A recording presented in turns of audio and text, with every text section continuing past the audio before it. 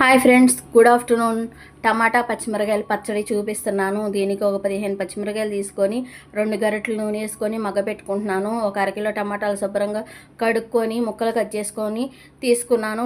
పచ్చిమిరకాయలు వేగాక ఈ టమాటా ముక్కలు వేసి ఒక స్పూన్ సాల్ట్ వేసి మగ్గపెట్టేసుకోవాలి.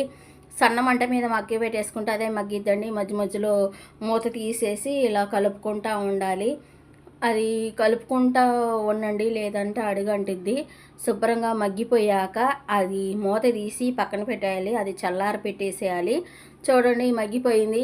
మూత తీసేసి పక్కన పెట్టండి. చల్లారాక మిక్సీ వేయాలి.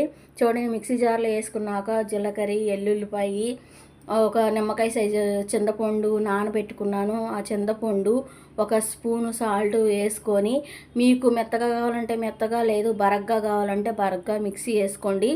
ఈలోపు పొయ్యి మీద ఒక గిన్నె పెట్టేసుకొని 2 గరిటెలు నూనె వేసుకొని తాలింపు గింజలు, కరివేపాకు వేసేసుకొని ఆ తాలింపు గింజలు అవన్నీ వేగిపోయాక ఈ టమాటా పచ్చడి వేసుకోండి. వేసుకుని వెంటనే పొయ్యి కట్టేయమాకండి.